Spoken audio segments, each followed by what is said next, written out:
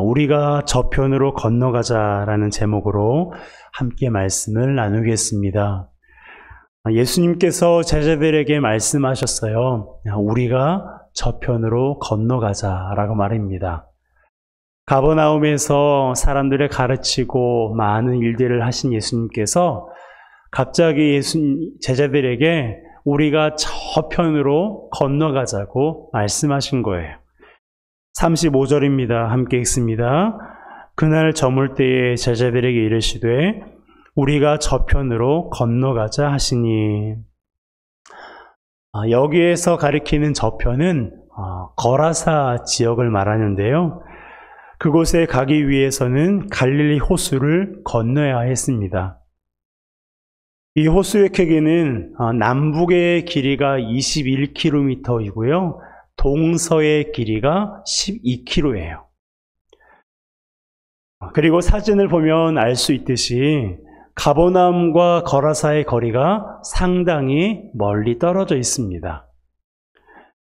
가장 긴 동서 간의 거리보다는 짧지만 최소한 수킬로미터 정도는 되어 보이는데요. 지금 예수님께서 제자들에게 이 정도의 거리를 배를 타고 이동하자고 하시는 거예요. 그것도 낮도 아닌 밤의 말입니다. 당시에는 전기도 없던 때라 캄캄한 밤에 배를 타고 수킬로미터나 이동하는 것이 쉽지는 않을 것 같은데 제자들은 거침없이 노를 저었어요. 제자들 중 4명이 어부였거든요.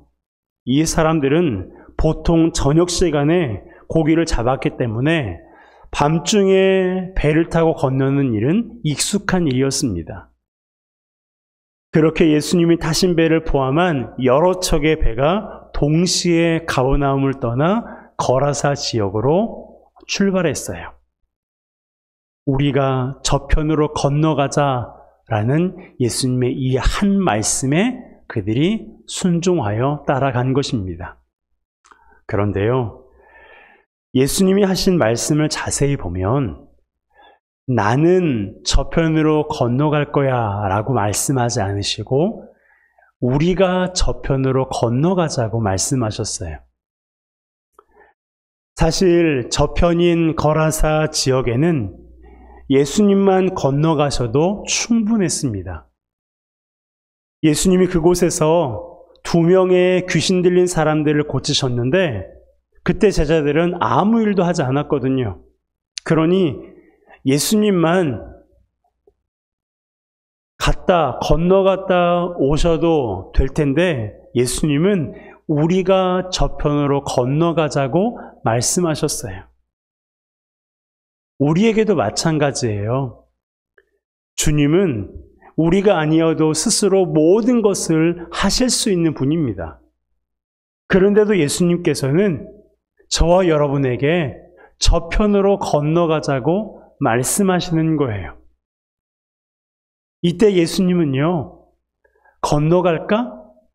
건너갈 수 있겠니? 라고 질문하신 것이 아니라 건너가자라고 말씀하셨어요. 예수님께서 제자들에게 건너가자라고 말씀하셨고 저와 여러분들에게 건너가자고 말씀하셨어요. 여러분, 이 말은요, 이미 건너간 거나 마찬가지예요. 예수님께서 건너가자고 말씀하셨으니 반드시 건너가게 되는 것입니다.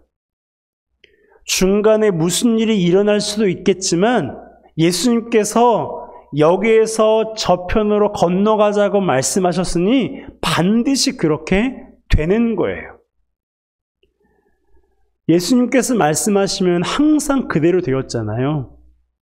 귀신에게 사람에게서 나오라고 말씀하시니까 귀신이 나왔고, 백부장에게 너의 종이 나을 거라고 말씀하시니까 그곳에 가시지도 않았는데 백부장의 종이 나음을 입었어요.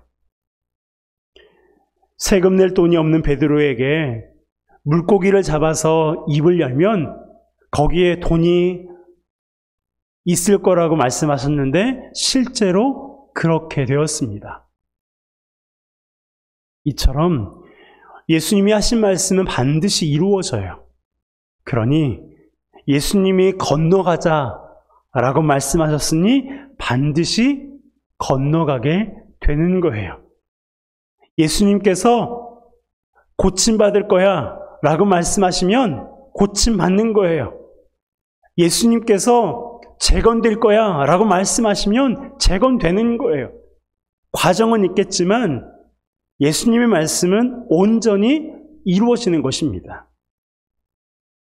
여러분, 제자들이 이 사실만 알았더라도 큰 광풍 앞에서 그렇게 두려워하지 않았을 거예요. 그렇게 호들갑 떨지 않았을 것입니다. 하지만 그들은 두려워했어요.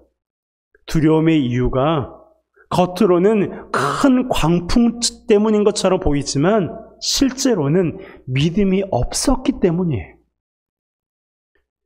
예수님께서 제자들을 책망하신 것도 바로 이 때문입니다. 40절이에요. 함께 읽습니다. 이에 제자들에게 이르시되 어찌하여 이렇게 무서워하느냐? 너희가 어찌 믿음이 없느냐 하시니. 예수님이 하신 말씀을 자세히 보세요. 예수님은 무서워하는 것과 믿음이 없는 것을 나란히 놓으셨어요. 대등하게 놓으셨습니다. 어찌하여 이렇게 무서워하느냐? 어찌 믿음이 없느냐라고 나란히 놓으셨어요. 무슨 말입니까? 제자들이 무서워한 이유는 믿음이 없었기 때문이에요. 믿음이 없어서 그들이 무서워한 것입니다.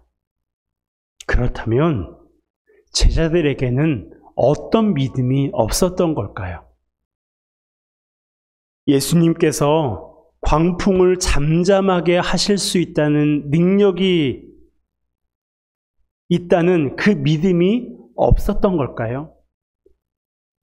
예수님은 이 광풍도 잠잠케 하실 수 있어 라는 그 믿음이 제자들에게 없었던 걸까요? 그 믿음을 가리키는 걸까요? 그렇게 생각할 수도 있어요. 제자들은 예수님이 병든 자를 고치고 죽은 자를 살리고 오병이어의 기적을 행하시는 것을 두 눈으로 보았어요. 그렇다면 광풍이 불어 배가 뒤집힐 위기에도 예수님께서 해결하실 거라는 믿음이 있어야 되는데 그러지를 못했습니다. 그런데요, 상식적으로 한번 생각해 보세요. 우리는 이 사건의 전말을 다 알고 있으니까 예수님이 광풍을 잠잠케 하실 거라는 것을 알고 있어요. 하지만 제자들 입장에서 한번 생각해 보세요. 제자들은 이런 일이 일어날 거라고 상상이나 할 수 있었을까요? 그 중에서 정말 믿음 좋은 사람이 혹시 있었더라도 그 믿음으로 생각할 수 있는 것은 예수님께서 말씀으로 광풍을 잠잠케 하실 거야 라는 생각이 아니고요. 예수님께서 배가 뒤집히지 않도록 해주실 거야 라는 그러한 믿음일 뿐일 것입니다. 말씀으로 광풍을 잠잠케 하실 거라고는 상상조차 못했을 거예요. 물론 믿음은 상식을 초월하는 거예요. 믿음은 세상의 논리와 이치를 초월하는 것입니다. 하지만 우리 인간은요, 한 번도 본 적도 없고 들은 적도 없는 일을 생각하고 그것이 이루어질 거라고 믿는 것은 너무나 어려운 일이에요. 그러니 예수님께서 제자들에게 믿음이 없다고 말씀하실 때의 그 믿음은 예수님이 말씀으로 광풍을 잠잠케 하실 수 있다는 믿음이 아니에요. 예수님이 말씀하신 믿음이 없다는 것은 건너가자고 하신 예수님의 말씀을 믿지 않은 거예요. 초반에 말씀드렸잖아요. 예수님이 건너가자고 말씀하셨으면 이미 건너간 거나 마찬가지예요. 믿으십니까? 예수님께서 수 킬로미터나 떨어져 있는 거라사의 지방에 배를 타고 밤중에 배를 타고 건너가자고 말씀하셨는데 그것은 이미 건너간 거나 마찬가지예요. 그분의 말씀은 반드시 이루어지니까요. 제자들이 그 믿음만 있었더라도 광풍이 불어 배가 흔들리고 배에 물이 차들어갈 때 두려워하지 않았을 것입니다. 곤히 주무시고 계신 예수님을 흔들어 깨우면서 우리가 죽게 되었는데 왜 우리를 돌보지 않으십니까? 라고 원망하지 않았을 것입니다. 여러분, 제자들도 예수님과 함께 배를 타고 가다가 큰 광풍을 만났어요. 우리도요, 신앙생활을 하다가 큰 광풍을 만날 수도 있어요. 크고 작은 인생의 문제를 마주할 수 있습니다. 이때 우리가 가장 먼저 생각해야 될 것이 있어요. 그게 뭘까요? 우리가 저편으로 건너가자라고 말씀하신 주님의 음성이에요. 제자들이 우리가 저편으로 건너가자라고 말씀하신 예수님의 그 말씀을 온전히 믿었다면 그렇게 두려운 상황 속에서도 두려워하지 않았을 거예요. 예수님을 흔들어 깨우며 왜 우리를 돌보지 않습니까? 라고 예수님께 원망하지 않았을 거예요. 그렇다면 우리에게 있어서 저편은 어디일까요? 저편은 무엇을 의미하는 걸까요? 멀게는 우리 인생의 마지막을 생각할 수도 있고요. 짧게는 오늘 하루를 가리키는 것일 수도 있습니다. 아니면 시간적인 개념보다는 목표 지향적인 개념으로 생각할 수도 있어요.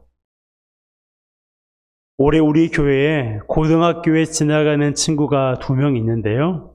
그 친구들에게는 저편이 수능일 수 있고요. 대학 진학일 수 있어요. 그리고 대학을 지나가는 은우에게는 졸업이 저편일 수도 있고 새로운 직장이나 업무를 시작하는 사람에게는 그 일을 멋지게 마무리하는 것이 저편일 수가 있습니다. 그러므로 여러분 각자가 나름대로 주님이 건너가자고 말씀하신 저편이 무엇인지를 한번 생각해 보세요.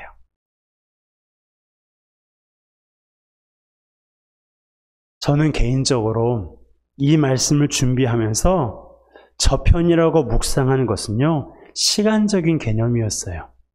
그것도 2022년 한 해를 저편이라고 생각했습니다. 가버나움에서 거라사까지 수키로가 걸린다고 말씀드렸잖아요. 우리가 1년 동안 걸어야 할 거리는요, 무려 365km예요. 굉장히 먼 거리입니다. 서울에서 거의 부산까지의 거리죠. 이렇게 먼 거리를 어제까지 해서 43일, 43km를 걸어왔는데요. 이 시간에도 크고 작은 일들이 얼마나 많이 일어났는지 여러분 개개인이 잘 아실 것입니다. 하지만 앞으로 걸어야 될 거리가 더 많아요. 배를 타고 이동해야 할 거리가 훨씬 더 많이 남아 있습니다. 무려 322일, 322km나 남아 있어요. 그 시간 동안, 그 많은 시간 동안 얼마나 많은 일들이 저와 여러분들을 기다리고 있을까요? 갑작스러운 질병이 찾아올 수도 있고 크고 작은 실패를 맛볼 수도 있어요. 반대로 그동안 기다려왔던 일들이 이루어질 수도 있고 치유와 회복의 시간을 경험할 수도 있어요. 어떤 일이 일어날지 우리는 알 수가 없습니다. 그런데 분명한 것은 무슨 일이 일어나도 일어난다는 거예요. 긍정적인 일이든 부정적인 일이든. 중요한 것은 그 먼 거리를 걸을 때요, 우리는 혼자가 아니라는 사실이에요. 그 먼 거리 322일, 322km를 걷거나 배를 타고 나아갈 때 우리는 그곳에 혼자가 아니라는 사실이에요. 혼자가 아니면 누가 있습니까? 가족이 있고 신앙의 성도들이 있잖아요. 그런데 무엇보다 혼자가 아닌 이유는 그 배에 주님이 함께 타고 계시기 때문이에요. 그 길에 주님이 내 옆에서 동행하고 계시기 때문에 그렇습니다. 그러므로 그 길을 걸어가다가 광풍을 만나더라도요, 두려워하지 마세요. 주님이 우리가 저편으로 건너가자고, 우리가 322일을 지나 저편으로 건너가자고 말씀하셨어요. 그러니 광풍을 뚫고서라도 안전하게 우리를 저편으로 인도하실 것입니다. 말씀드렸어요. 중간에 무슨 일이 일어날 수도 있어요. 하지만 우리가 기억해야 될 거 무엇입니까? 우리가 기억해야 될 거 뭐예요? 반드시 저편으로 건너가게 된다는 거예요. 반드시 하나님께서 이 한 해를 우리와 동행하시면서, 우리가 탑승하고 있는 배에 동승하시면서 우리로 하여금 저편으로 건너가게 하신다는 것입니다. 수능의 시점까지, 새로운 일들을 마무리하는 그 시점까지 하나님이 사랑하신 우리 회원교회를 영적으로 재건하실 때까지 하나님께서 우리의 개인과 가정과 공동체, 교회 공동체를 하나님께서 저편까지 안전하게 건너가게 하신다는 것입니다. 여러분, 우리 주님은 바람과 파도도 순종하게 하시는 창조주 하나님이세요. 본질상 진노의 자녀였던 저와 여러분을 당신의 핏값으로 주고 사신 구원자이신 하나님이십니다. 그분이 내 곁에 계시다는 것을 우리는 기억해야 돼요. 보이지 않고 만져지지 않고 느껴지지 않더라도요, 그분이 내 곁에 계시다는 증거가 우리 주변에 너무너무 많아요. 그러므로 322km나 더 가야 되는 올 한 해여 남은 여정이지만 여러분, 두려워하거나 무서워하거나 놀라지 마세요. 여러분이 타고 있는 그 인생의 배에 주님이 탑승하고 계십니다. 여러분이 걸어가고 있는 그 길에 우리 주님이 곁에서 함께 걸어가고 계십니다. 뿐만 아니라 저편으로 건너가자고 말씀하신 주님의 음성을 잊지 않는 우리 모두가 되었으면 좋겠어요. 말씀드렸잖아요. 제자들이 우리가 저편으로 건너가자라고 말씀하신 예수님의 말씀만 귓등으로 듣지 않고 예수님의 그 말씀만 온전히 꽉 붙잡았으면 아무리 큰 광풍이 불어도요, 설령 광풍이 불어 배가 파손될지라도 안전하게 목적지까지 건너가게 되었을 것입니다. 우리 주님의 말씀은 반드시 이루어지거든요. 그러므로 322km 남아있는 올 한 해의 남은 여정을 주님이 내 곁에 계시다는 것을 기억하시고 저편으로 건너가자고 말씀하신 주님의 음성을 기억하며 담대하게 나아가는 우리 모두가 되시길 바랍니다.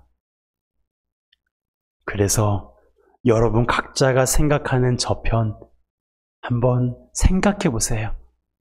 여러분이 생각하는 저편이 무엇인지, 그리고 그 저편을 향해서 우리 주님이 말씀하세요. 사랑하는 누구누구야, 우리가 저편으로 건너가자. 우리가 저편으로 건너가자라고 주님께서 우리에게 말씀하십니다. 주님 우리에게 말씀하실 때 그 말씀은 온전히 이루어집니다. 그 말씀대로 올 한 해뿐만 아니라 여러분 개개인이 생각하는 내 인생의 저편이 무엇이든지 주님께서 그 저편으로 우리를 안전하게 인도하실 줄로 믿습니다. 그때까지 주님이 나와 함께 하시고 나와 함께 건너가자는 주님의 말씀을 굳게 붙잡는 저와 여러분 되시기를 주님의 이름으로 축복합니다. 이 시간 함께 찬양하기로 합니다.